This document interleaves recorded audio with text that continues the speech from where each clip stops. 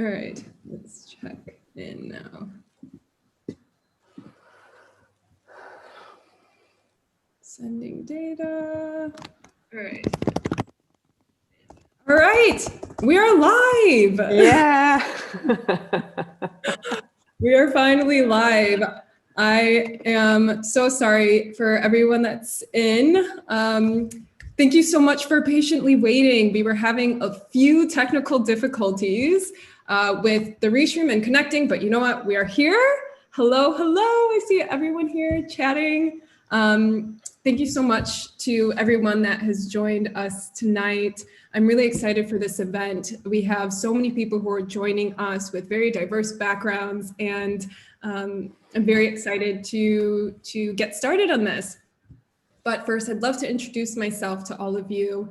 My name is Nadia Hassan, and I'm the founder of Zaya, which is a holistic health platform with a mission to provide the tools and resources to help individuals feel confident when choosing non-pharmacological approaches to care, so holistic care. And so one of the ways that we're doing this is by curating events such as this one, and to really help spread awareness and educating others on credible holistic health information. And so tonight I have with me Ariane Fuechtner. Is that how you pronounce it? Yes, I'm practicing my German. And Ariane is a somatic experiencing practitioner and psychotherapist. So thank you so much for joining me.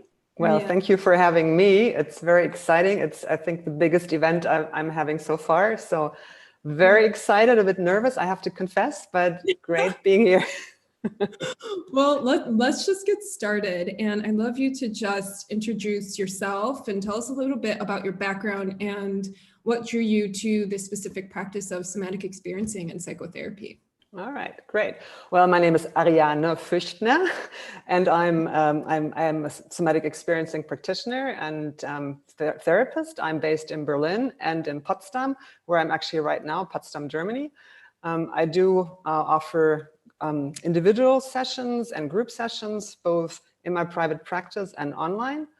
And I actually, this is not the first job. I had a pretty good career in marketing, but you kind of hit a wall there, developed a severe burnout, and tried all types of therapies on the market. And that's when I came across somatic experiencing, and that was kind of like a changing point in my life.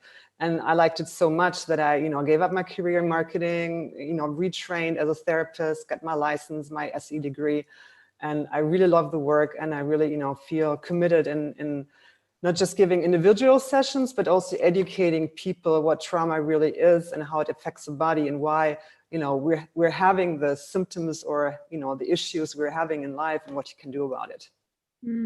Okay, great. Well, let's start off with just talking about trauma. So this is the topic for tonight, and I'd love if you could just explain what your definition of trauma is. Right. I think for most people, let's start with how most people, how they look at a trauma. For most people, it's one big event. It could be assault, it could be war, it could be an accident, and that's what people traditionally consider a traumatic event. But from a somatic experience, and I will call it SE, or I think in general from a modern traumatology perspective, the trauma does not lay so much in the actual event, but on the reaction of the body to the event. So basically, it's an unresolved response of the autonomic nervous system, which kind of governs our survival responses to an event that is perceived as overwhelming, and where you feel helpless. And for some people, yes, it can be, the accident, the assault, being a refugee.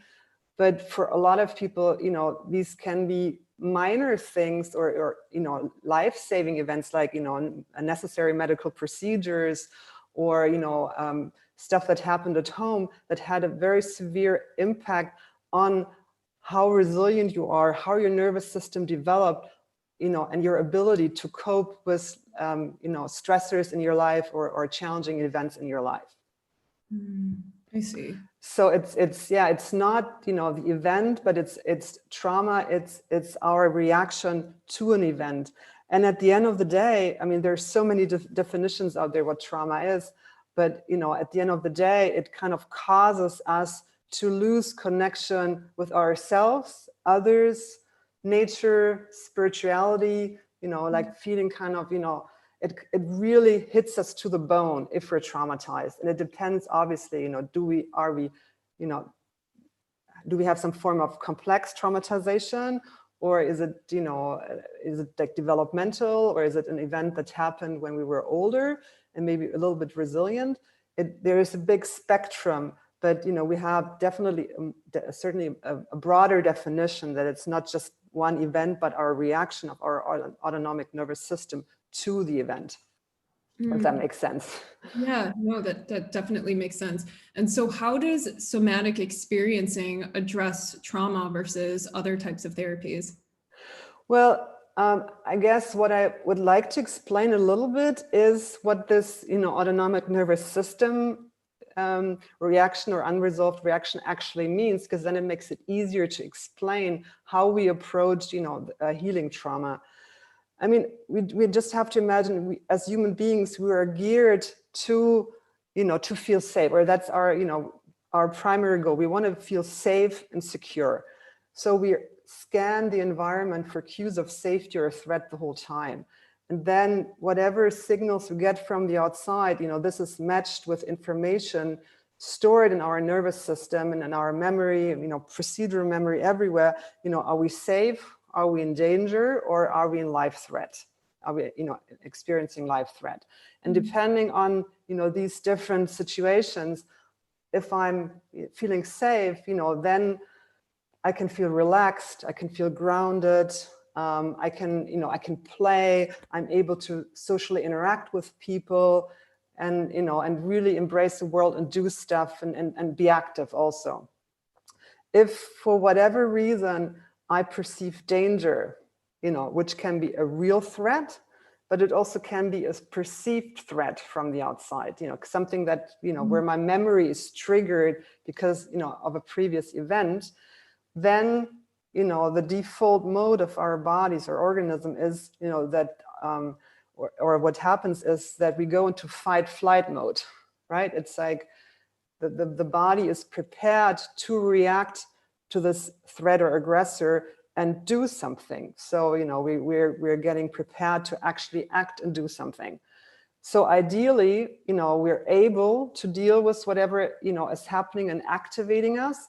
And then, you know, whatever the sympathetic nervous system part that kicked in, you know, to make us ready to act gets activated. And then, you know, hopefully it can, you know, react and then, or act, and then, you know, it goes back into deactivation, rest and digest.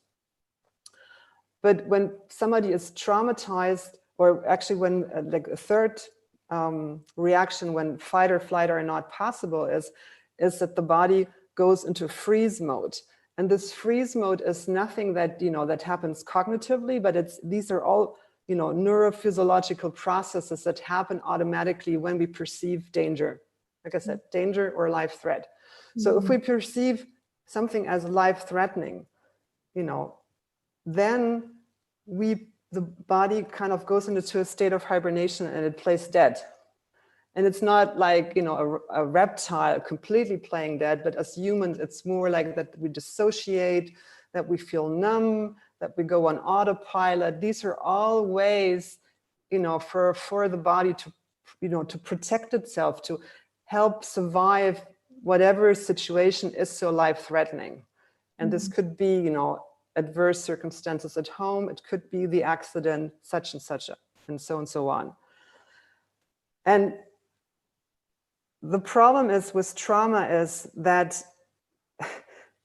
a healthy nervous system goes into activation and maybe even into a freeze mode, but it comes back naturally. It goes, you know, it's like a nice swinger pendulum. It goes up and it goes down.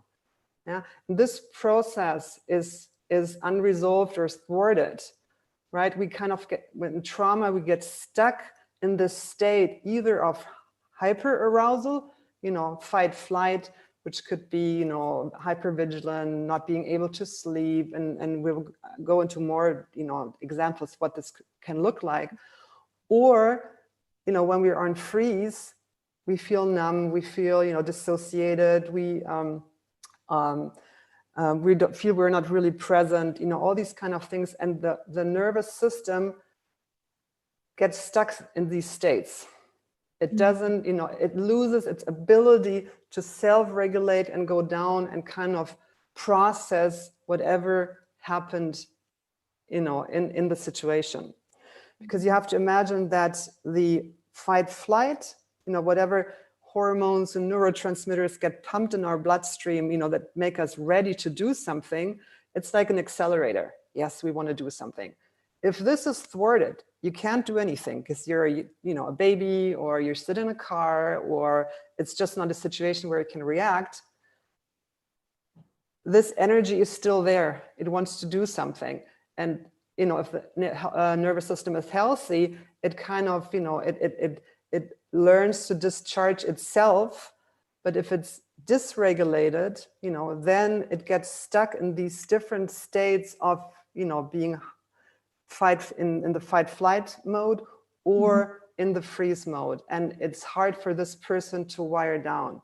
So it's a completely different look at, what trauma is, because trauma is not just happening in the brain, but it's affecting the entire body. So our approach in SE and some related methodologies is to work with the body, have what we call like a bottom-up approach as opposed to top-down, working entirely with the brain, enabling the client to first of all learn to go back into more regulated states, and to learn how to discharge this thwarted fight-flight energy that is stored in the body. If that makes sense. Yeah, no, that definitely does. And so, so kind of like what I was asking earlier, so somatic experiencing has a very different approach compared to other therapies. And so what about it specifically differentiates it from other forms of Well, therapy? I mean, the setup is the same. If you book a session, you will usually, sit across each other. It's like talk therapy, but our focus, we're not so much interested in the narrative, like traditional therapy is, but we're interested in what effect the narrative has on you, on your body. Because the moment you think of something, every emotion, or every thought has some kind of energetic load. It does something, right? If you're afraid, your muscles tighten up, maybe your gut clenches, your neck, you get a kind of like a turtleneck, and something happens. And when somebody is traumatized, they kind of get stuck in these states, right? They don't, they don't have the capacity to come back into a state of rest and digest, which are necessary, right? It's really, life is not one flat curve, but we have, it's like a rhythm, activation, deactivation. So what we are trying to see is like really, in the beginning, it's often what we say, we do gymnastics for the nervous system, really learning, training body awareness. What, what is my body telling? What is it doing? What is it trying to tell me? And helping to build the capacity, to hold these different emotional states and not being sucked into something. And so it is by, ideally working with the body, but honestly, a lot of traumatized people, they stop here. There's no body awareness. So we have other ways as well. But the idea is that, you learn on the long run to hold, whether you're sad or angry or grieving or, whatever it is, that you can hold these states, these emotional states, and, kind of process them and still stay present, and not being sucked into old stories, dysfunctional behavioral patterns that you maybe developed over time because it was so scary to feel those, emotions, or having flashbacks and being reminded of stuff that happened previously. And so this is a very, very slow process. Yeah, it's nothing that, you know, we don't have a magic wand or a switch, because this is all stored in the body, but where we, you know, it's a really slow process where we, you know, for instance, one technique is called pendulation, where we alternate between states, you know, where something, you know, feels tight and compressed or not good, and, you know, states where something feels better or lighter, so that the client, you know, first of all, maybe learns to differentiate these different things, because everything is fixated and feels tight, and, you know, our thoughts are focused on it, or our mind is jumping around. And so kind of unlearning this negativity bias we have as humans. Oh, what's wrong? Learning to focus on what's right, what's working for me, so that we have an antidote to, you know, work with whatever other stuff happened in our life, so that, you know, this pendulum can, you know, swing nicely again, so to say. Yeah. So I think I mentioned this to you before, but I've been reading the book, The Body Keeps the Score, by Bessel van der Kolk. Bessel van der Kolk. Yeah. And something that he spoke on was how when we're experiencing a traumatic event, like in that moment, how we enter into this, well, he uses the term collapsed, focused, or I think frantic. So I think it's the same as, you know, this flight, fight, or freeze, and how each person can react to the trauma in a different way based on, I guess, any sort of previous experiences. Exactly. Can you kind of explain that a little bit and how that works? Well, as I said, fight, flight is what we would call hyperarousal. You know, it's governed by the sympathetic part of the nervous system, and this could mean, you know, hypervigilant, being totally alert, being angry. Right now, a lot of people are irritable the longer the pandemic goes. It could just mean, you know, frantic could be something as well, but these are states, you know, where there's a lot of activation going, you know, something it's tangible, that the other person, it's not, you know, present, jumpy, moody, you know, all these, it could look very different. And as you pointed out, this really depends on, you know, your genetics, your family, your cultural values, you know, upbringing, food, you know, general health condition. There's so many different things that factor in, you know, what kind of symptoms you develop, you know, but this is like the group of hyperarousal. Freeze state, this is, you know, the numbness, this being dissociated, depressed, you know, a lot of, you know, we don't define depression as a, you know, being based on serotonin deficiency, but it's, you know, when we go into freeze, this feels very depressed. Yeah, it's like we feel like we're sucked out of life energy, because it is literally is put into a state of hibernation. Yeah. So this is really, it feels like we're sucked out of energy. And you know, I've been there myself, so I know, you know, how this feels, where you feel like, oh God, you reached bottom, and there's, you know, how the hell am I ever going to be able to work again or enjoy life again? But it's really because it's once, it can even happen that you are in a state of hyperarousal and hypoarousal at the same time. And it's, you know, frantically changing the whole time. And you can imagine this is very tiring. And this kind of adds to exhaustion, you know, feeling of exhaustion, which is already a sign of, you know, this freeze or collapse response. And then it kind of amplifies it even. Yeah, so we feel like, oh gosh, you know, I'm tired. I'm having a healthy diet. I'm sleeping enough. Why am I still tired? And this is another thing that a lot of, you know, people have diseases like, you know, fibromyalgia, chronic fatigue syndrome, irritable bowel syndrome. You know, these are complex, what we call syndromes, you know, which often are related, you know, with chronic stress and trauma. Yeah, it's a reaction of the body, because when we are in this constant fight, flight, or freeze, basically in this constant stress response, survival mode, it hampers our immune system. So the likelihood to get sick and develop all kinds of deficiencies, it's normal in a way. It sounds stupid or terrible, but you can see this with a lot of clients that have these complex illnesses, or I've seen it in myself with stuff, or colleagues. It goes along with this history of chronic stress. It's a way of the body to process this excess energy. Yeah. And then it can just and then the immune system is not working, and then inflammation starts, whether it's starting in your bowel or on your skin or somewhere else. Again, is dependent on family genetics, so and so on.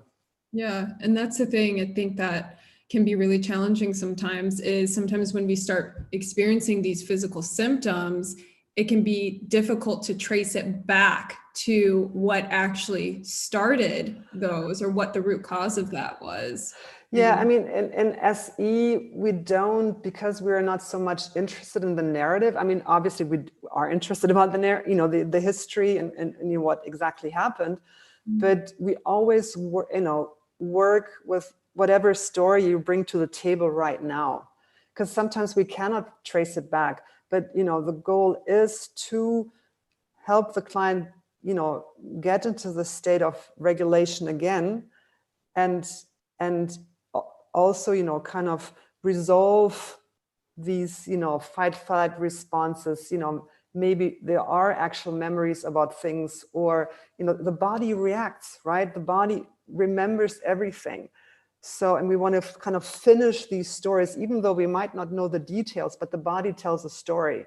And that's the intricate work of being a somatic experience practitioner, reading the body, helping the client go the next step, and kind of finish orientation reflexes, or like pushing survival, like fighting reflexes, so that a story can come to an end. And the interesting thing is really that when a story has come to an end, you can feel it, right? I mean, it's not undone, and you might still feel sad, or have some emotional story related to it, but it loses its traction, sucking you into the old story and into whatever dysfunctional patterns are related to it. So you can remember, this happened in my life, this was really bad, yeah, but you can stay present in the here and now, yeah, instead of being sucked into this old story. And this is like the ultimate goal that we want to achieve: finishing the old stories, the old survival, help them come to an end, and help the client get an overall sense of self-regulation, because in the end then we have a better feeling of yourself, sense of coherence, everything that was usually missing before, when you were sucked or stuck in what we call this trauma vortex. What was that called? It's a word. It's an SE word, trauma vortex. It's like something that really like a spiral that sucks you in. Yeah, it's trauma. It's like addiction. It's not, it's when there's a trigger, and often we're not aware of the triggers, and you don't even need to have PTSD, severe triggers, but something happens, somebody says something, and then the story starts in your body, and then you go later, why am I so upset? Or, why did I do this? Or why did I just, finish a bottle of wine? And it was, the body's, whatever symptoms you develop, are symptoms that are initially designed to soothe yourself, right? To calm yourself, to deal with whatever your experience or whatever memory is stored. And, our idea is to kind of help you kind of separate different stories and things that are kind of attached to each other, and help you kind of, get rid of your dysfunctional patterns of soothing or helping yourself, whether it's eating too much or drinking, or, being violent, or being frantic, or scared, developing panic attacks, but, developing other opportunities, choices where you feel like, okay, I feel like, in the beginning, it feels like, oh, I'm being sucked, into the old story, but I know I have a choice. I can go this way. It's like really something, or you feel like, when the grip of the trauma kind of starts to loosen, it's like, okay, no, I can go the other way. This is where I stay present. This is, healthy. This is, where I make a sound decision. Because once, when we are in the survival mode, fight, flight, freeze, our brain doesn't really function well. We don't make sound decisions. We cannot study. We cannot focus. A lot of people that have ADHD, there are different, theories around it, but I have a lot of clients that have ADHD, and it has, it has improved a lot, by doing nervous system regulation work. Yeah, because it's like, okay, yeah, I can stay present. It's the whole world is no longer talking to me. I can stay present. I don't need to be afraid. I don't need to do something right now. Because as I said, these are all, whatever developed. I mean, the human mind is brilliant. We develop all these, patterns to survive. It's just that a lot of them are very dysfunctional and we're hurting ourselves. And, that's also something that I experienced myself. It's, the stress adds up. And a lot of people in their 40s and 40s kind of reach a point where things kind of start to collapse. Other later, and sometimes even earlier. But if there were things in your life, it can be a strategy to pretend things didn't happen, or or I can just talk myself out of it. But at some point, the body says no. There is also another very famous book by Gabor Mate, a Canadian physician on trauma, which that says it all, right? At some point, the body says, I've had it, I can't deal with this stress anymore. That's kind of stuck in there. My patterns that I developed, behavioral patterns don't get me anywhere. And then, people develop some kind of illnesses or diseases, whether mentally or physically, most often, in conjunction with each other. Oh, man. Yeah, it's definitely something that's very common. And so you were talking about, being present in the body. And one of the things I want to ask you about is that those with a history of trauma and neglect can become very disconnected from bodily sensations and tend to have towards more disassociation. Right. I'd love to hear what you have to say about that. Well, as I said, I mean, the more complex the traumatization is, or the earlier it starts, and this is now where we reach, the field of complex trauma or even early developmental trauma. So as I indicated before, sometimes, focusing on the body is not the first choice, because they're so dissociated. The body is the enemy. You cannot work with the body. So we have other ways. I mean, in SE, we speak to all ways of perceiving. It's not just the body. I mean, traditional therapy focuses on the mind and maybe some images, but we also focus on emotions, bodily sensations, and the effects. So we look at the whole person and see how the person is able to access these different channels, and how we can kind of train or maybe start with one channel that's accessible and available, and how can we kind of add other ways of perceiving the world, or him or herself, so that there is a sense of coherence again at some point. But it's obviously, as I said, it can be a very long process. You really, it's a long process that can take time, depending on your trauma history, where you're coming from, what kind of previous work you've done before. But the good news is it's possible, right?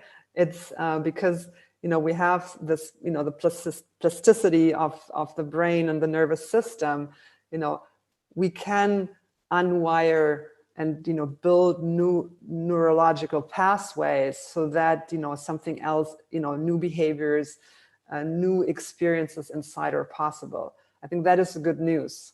It's you need courage, you need patience for, this kind of work, but it is possible. I've seen it in myself, and I see it in my clients, my colleagues' clients, that really things are possible that were not imaginable before. Okay. So I have to ask you one question. I see a few comments here. You spoke of, was it HDHD? yeah. Yeah, can you talk about what HDHD is? God, what's it? How do you call this in English? HDHD, like when you're like this. Got the definition in English. Was it ADHD? Yeah, sorry, ADHD. I'm sorry, ADHD. Okay. And it's sometimes also the German and the English words. I'm sorry. Yeah, ADHD. ADHD. I'm sorry, ADHD. Yeah. Sorry. No, that's totally okay. Okay, ADHD. Yeah. We have That's listeners what I from call all over the world. It's just like I said, an example. It's the symptoms are individual, and also the approach to healing trauma is very individual because the symptoms are individual. But at the core, as I said, it's this autonomic nervous system that all humans, actually all mammals have, right? That the primary goal of the nervous system is to make the species, in this case humans, survive and procreate, right? And this is why it is giving us the signals, and this is why we have all these reactions to survive, to do something. And and a healthy nervous system is regulated. It always comes, whenever there's some kind of activation, it comes back into the state of rest and digest. And trauma is that you're stuck somewhere, either hyperarousal or hypoarousal, or alternating between those kind of states, and never kind of come down and really relax and stay present. But what symptoms? There, I think 200 immune diseases, which can be related to trauma. There's so many symptoms. It's yeah. Are there any common symptoms that you generally see in your practice? Well, anxiety, depression, this ADHD, right? Sorry. Yeah. These are, everything related to anxiety and panic, OCD. But, it's, and strange diseases. Yeah. Strange diseases where, like, whether, where people just don't know where it came from. They led a healthy life and then they end up getting MS or even, something like endometriosis, a colleague of mine, she specialized in it. So there is a link to chronic stress. It might not go completely away when you do SE. And I would never, we never promise that. But in most cases, it does alter something. People can be more present, maybe less pain, or if they need an operation, they're better prepared. They have less consequences of things. Yeah. So how the work affects you, it's so individual. Yeah. Some people come into a session first time, it clicks. Others come and it's not for them. Some people come 5 sessions and then they feel like it clicks or it doesn't click. I mean, it's not for everybody. But it's certainly, it's an approach that has proven seriously, to be helpful for a lot of people. Yeah. And especially people that, that are, traditional therapists say, oh, I can't help you anymore. Or why don't you work harder on yourself? People hear a lot of really bad stories, when they go see therapists. And so SE, again, I had experiences like that, and SE has helped me. And I, as I said, see it in a lot of, my clients or my colleague clients. Yeah. This is something that I hear a lot from holistic practitioners. And I'm not going to generalize this, but for some reason, it's very common for people to say that I'll say psychotherapy specifically doesn't really address the problem for a person. And someone gave an analogy that going to a therapist is like seeing someone drowning, and instead of helping them, just asking them what the temperature of the water is. And I thought it was very, intense, but it's intense. Yeah. Yeah, No, I mean, they are good, traditionally trained therapists. No, not, but it's true, sometimes, unfortunately, they have a very limited approach. And also there is a lot of trauma therapy out there that's very cathartic, that pushes people into a memory, tell me what happened, let's go through this event. But from, an SE or a modern traumatology perspective, we don't want that to happen. We go very slow. We call this, we titrate stuff, like very small doses, one baby step after the other, so that whatever the client experiences is at a dosage, it's a bite size that the client can, process it, eat it, right? You don't eat the whole cake at once. It's just one bite after the other, so that whatever the client feels, it's not overwhelming again. Yeah, because cathartic practices tend, if you're not traumatized, it might be okay. Yeah, but if you're traumatized, cathartic practices or modalities tend to re-traumatize a client. Because the client is not ready to experience the amount, of whatever images come up, or this whole, the body reaction. It's saying, no, I can't. And we honor that in SE and say, okay, we go at the pace that the client is able to do. We take whatever, channel of perception is available. If it's only thoughts, then we only work with thoughts in the beginning. That's fine as well. And we see how we can kind of, broaden the perspective yeah. Yeah. So how can we bring more awareness to our bodies, and how can we start developing more of a healthier connection to ourselves so that we can restore the body's natural self-regulation? Like, what are some of those practices and tools that we can put into place? Well, I guess, like, in general, I mean, although body, I just had a Feldenkrais class before, but any type of practice. It can be yoga, which I also like and do. It could be martial arts, anything, or it could be, some kind of 5 rhythm dancing, or, whatever. There's so many things out there. But that really, kind of teaches you to be aware and not just rush through it. A lot of modern contemporary yoga, it's, posture, looking great, Instagram, blah, blah, blah, blah. But it's no longer teaching really body awareness. So it doesn't matter what you pick. It should fit, to you, or, whatever you like. But do something that really teaches you what it feels like, power or movement, or, so that you eventually learn a language, what's happening, and not just, oh, I feel good. What does good mean? It feels good. What does good mean? Like, this is like one of those typical questions we ask in SE in the beginning, like, that people kind of explore, because to every experience there is some kind of body, or some other experience, whether it's images or thoughts. Something is happening. It's not just happening in one channel. It's manifold. Things are happening at the same time. You can experience something. So yeah, so you could try, whatever it is. There's no you have to find it yourself. And if you're seeking therapy, I would say look for something that has a somatic focus. I think that is important. It doesn't necessarily have to be SE, but something that, has a similar approach, that is not saying the body doesn't exist, or that is saying, oh, emotions don't exist. Emotions do exist. I mean, they change every second, but they have, they have some energy associated with this, and they do something with the body.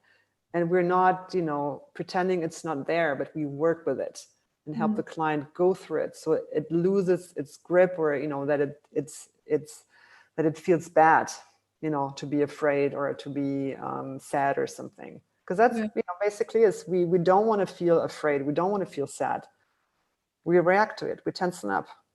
And so we help that we can learn eventually to be more relaxed, to be present in whatever states are happening. And so another question I have for you. So trauma is a very subjective experience. I understand that. But are there specific events that can, like, based off of someone's trauma, and whatever happened to them in the past, are there different like treatments or practices that are better for example, someone who may have experienced a traumatic childhood versus somebody who's experienced a traumatic event like a natural disaster, or someone who's experienced a very severe illness? Are there different ways to go about helping someone who has had maybe different sorts of experiences? Well, I mean, sure. I mean, it's important for us to know, what kind of, trauma history there is. So, we do take a different approach. I'm not sure if, are you asking more how we would approach it from an SE lens, or what people should what kind of help people should seek? I'm not sure. Yeah. Okay. No, I mean, SE standpoint. As I said, originally SE was developed to treat shock trauma. That, Peter Levine, the founder of SE, he has both doctorates in biophysics and psychology, and he studied wild animals. So initially, it was developed to treat shock trauma. But over the years, he's been doing it for 40 years, we are treating all kinds of developmental trauma as well. And obviously, sure, it makes a difference, if we're dealing with developmental trauma or an illness or a natural disaster. It would go too far now to go into the details. At the end of the day, it's one nervous system, right? I even have people that come, because I'm also a coach, a resilience facilitator and coach. Sometimes I have people that just come for business coaching, right? But I still use SE principles. We don't go so deep. Yeah, it's one nervous system. If I talk about an incident, at the bakery because somebody yelled at me, or if I, talk about something at work or an argument I'm having, with a spouse, or if I'm, remembering some traumatic stuff from my childhood, in the end, it's one nervous system, right? So we always work, and we kind of come from the outside, working, towards the inside, towards whatever traumatic event, because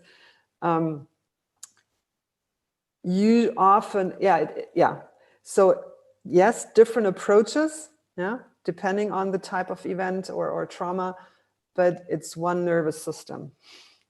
Yeah. So, and again, it doesn't matter what culture, So obviously, culture has an impact how we perceive mental illnesses, what cultures prevail in certain, what illnesses are, popular, so to say, in certain cultures. Yeah. And again, still, in the end of the day, it doesn't matter if I'm working with a Japanese or an Egyptian, because it's one nervous system. Yeah. The story, the narrative around it is the same, but these, reflexes are the same. This is science. This is, this is science. It's always the same. Yeah. And so what are some of the signs that someone is progressing or we're starting to work through some of that trauma? Well, it depends on the level of traumatization, but typical things are that just people report that they don't get triggered so easily. Yeah, they may, when we do the the nervous system gymnastics, it's whatever we do in session, it's always designed that you can apply it outside as well. These are like core principles you learn, basically, right? So it doesn't matter, or sure, you go into session, and we sometimes need maybe the therapist to work with us, and there are things that we cannot process by ourselves. We need the container, we need the co-regulation of the therapist. But the idea is that you learn tools and practices that you can apply everywhere you go, so that you then like, oh, I'm no longer triggered so much, I have a better sleep, or I really feel like I have more capacity. Oh, my feelings are no longer so threatening. I feel like I'm not dying if I feel something, right?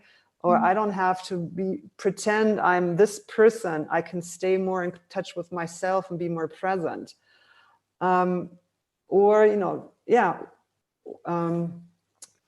These kind of things. And sometimes it's kind of weird because, or in the beginning, it's often just to come out of this negativity bias. Because when people are really, especially when they're really depressed, it's all black.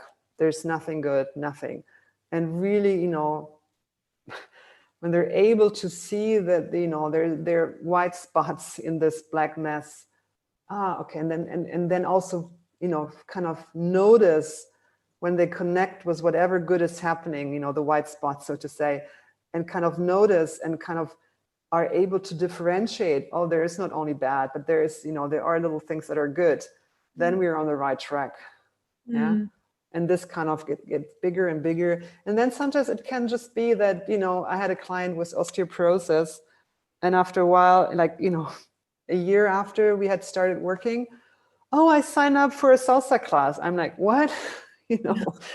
She had never mentioned it, that she was planning to do it. And she was still, suffering from it. It hadn't completely gone, that's probably not possible, but still she had more agency, right? She was, she was able to do more stuff that she liked. And this is often the case, people finding jobs, finding partners, whatever, your individual story was, where the trauma prevented you to fill up, to live a fulfilled life, which could mean, I just after summer break, I had several people like, oh, I found a partner. I don't need to come anymore. My rash went away. I don't need to come anymore. Great. It's again, it's the same as with the symptoms. How it plays out,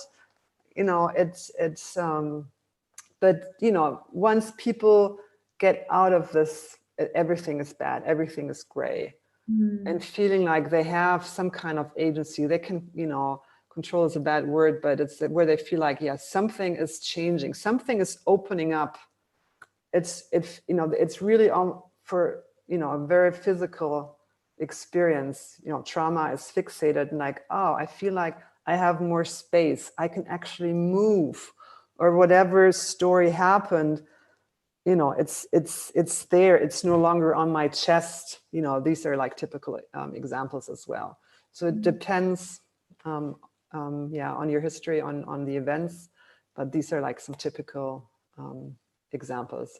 It really transfers into everyday life. And that's the challenging part in the beginning, because it can take some time until you feel like really is something happening and changing, and it's always our job. We've got to be on guard. It's one of my mentors, she said, it's like, being a cat in front of a hole in the wall with a mouse. Like, when is she going to come out? Because, let's grab the good parts, and not just focus on what's not working. So that we do have, the inner experience, and that something is working and something is good, because it's really our strong belief, that everybody, is whole inside, right? There is a part that made you survive whatever adversity you survived. And some people really, experience the worst possible things you can imagine, right? But still they survive. There must be some part. And we try, to access that, no matter how deep it is. Slowly, because, that is dangerous, getting in touch with, it can be dangerous getting in touch with that healthy part. Slowly, in a pace that the client can process it. And then things can open up. So it's like, you know, this is fixated trauma, and later it gets like a nice kind of like a container where everything that happens in your life can happen, right? The pendulum can swing, and it's okay. Good days, bad days. Yeah. Things are not always great, but it's just to maybe finish that up. When we are in fight flight and you know, either stuck in anger or dissociative, it also hampers our ability to feel good things, right? To be ecstatic and really joyful and you know, be silly. Yeah, it's just the flip side of the coin. So by, you know, getting into a state of regulation,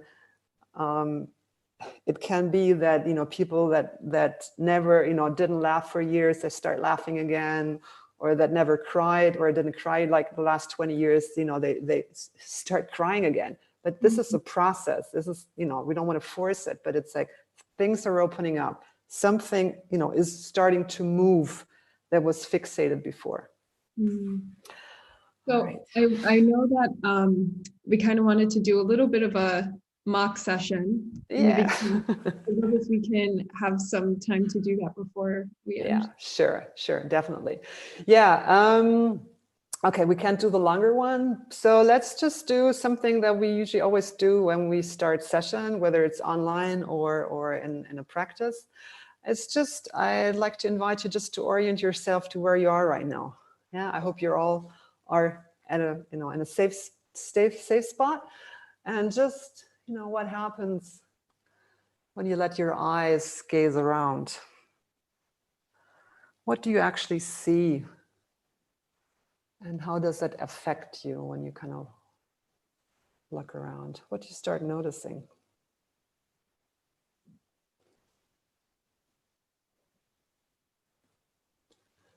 And if for those people that, you know, maybe feel like, oh, this is not nice when I look around because I have something that kind of activates me, you know, and also for the others, why don't you see if you find some kind of object or color or shape, you know, something where you have some kind of, you know, positive relationship to, you know, or some kind of positive memory. So I just noticed that we have a lot of turquoise here in our living room, a color which I like. So it's just like, oh, okay, more turquoise. Yeah, so the question or the invitation is just to see, you know, what happens when you orient yourself to the here and now. Yeah, kind of, and that is really, you know, and kind of notice what happens when you do that. How does it affect your breath? How does it affect maybe your body tension? How does it affect your posture? Yeah, your being here on your chair or sofa or wherever you are right now. Yeah. And for those who did find something that they like or have some kind of positive resonance with, you know, how does that affect you? I mean, I had just, you know, I had to laugh when I saw that there's so much turquoise here. So it's like, yeah, it's a nice, happy color. So it kind of, you know, cheered me up in a way. So that is also the invitation. That is something, you know, it's a very easy intervention we can do everywhere. Yeah. Provided you're not, you know, someone where the whole world is kind of speaking to you, then it would just be finding something, you know, where you feel safe and which is good, and kind of see what happens when you look at this and observe, you know, how you react. I don't know. Did you look around? Did you find something? Yeah, I found my plant. Okay. It's a beautiful plant that I have, and it has these very decorative leaves on it, and I love the pattern ever since I bought it. And so I keep it on my desk with me. Okay. And how does what do you start noticing when you look at the plant right now? How does it make you feel, or what comes up? It makes me feel warm. Oh, okay. And it makes me feel grounded, I would say. Okay, great. Yeah. Okay, and why don't you allow take a moment to allow this to happen right now, what you're experiencing, and everybody else is welcome, as you know, to do this as well. You know, in your case, the warmth and the grounded, and just see, does it increase? this sensation of warmth and groundedness, does it decrease? Does it stay the same? Or does it change into something else? While I'm looking at it. While you're experiencing it and possibly looking at it as well, yeah. Yeah, it increases. Okay. It increases because more of my focus starts to go towards the plant. And I feel like the rest of the background kind of just fades out. Okay, great. But that's interesting, isn't it? Yeah, it is. Yeah. And really we can use this, when we are in stressful situations or a supermarket or anywhere. It's like, okay, what is something that I like, or it could be a shape, this could be a play of colors, something, and kind of we want to interrupt, especially when we're stressed out or maybe stuck in a trauma loop. We kind of want to interrupt the feedback loop that is there between the gut and our brain. And depending, if you are stuck in hyperarousal, anger or hypervigilance or anxiety, then you would have to find stuff that kind of helps you wire down. If you are more in the freeze mode, dissociated, depressed, then you maybe want to do something more active, which could just mean jumping around, or making sounds or singing or horse lips, something for your body to experience something else. Yeah. That's very, very important to really interrupt that feedback loop between gut and brain. Because maybe to finish this up, the brain is an end organ. A lot of information, really actually 80% comes from our gut to the brain and not the other way around. So this is why, this vicious circle can be created. So we want to do stuff, orient yourself to the environment, to the here and now, and do little things, movement, dancing, music, drawing, something that provides an alternative experience to get out of this whatever loop you're in right now. That's really helpful information. Yeah. Wow, I just really want to say thank you. Thank you for joining me in this, and thank you very much. Pleasure. Yeah, thank you. How can people find you? Well, my last name, fuechtner.net. I also have a Facebook page, Somatic Ariane. Those are two ways, or they can Google my name after the show. You will find me. I offer individual sessions, and I also offer a group training in a small group, which is actually to start next week on Tuesday evenings, Central European time, 6:30 to 8. It will be German language, and on Thursdays, 6 to 7:30 CET, it will be in English. At 6 meetings, an hour and a half. It's not a therapeutic group. It's more like to kind of learn some of the basic principles of SE and resilience work, a little bit of bonding theory. So, stuff you can do to, little tools you can do, and apply in your everyday life.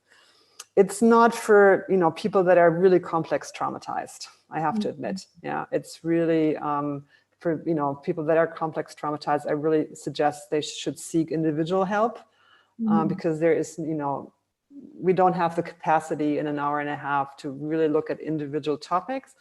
But I started with this program during Corona, during the pandemic in the spring, and it really worked well. It's max 10 people, both in the German and the English language group.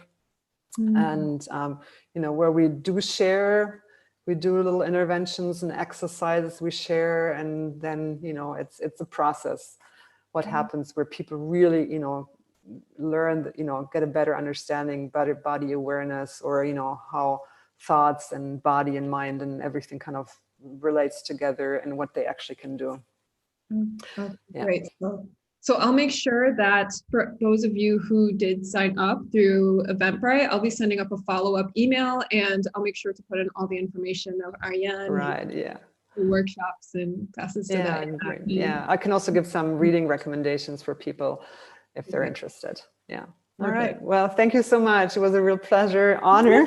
Thank you so much. And thank you so much to everyone who joined us. Yeah. So there will be a few more events happening. So before the end of this month, there will be one workshop hosted through Zaya on September 30th called Balancing Emotions with Chinese Philosophy. And that will be a workshop with Dr. Paul Wang, who's a doctor of acupuncture and traditional Chinese medicine.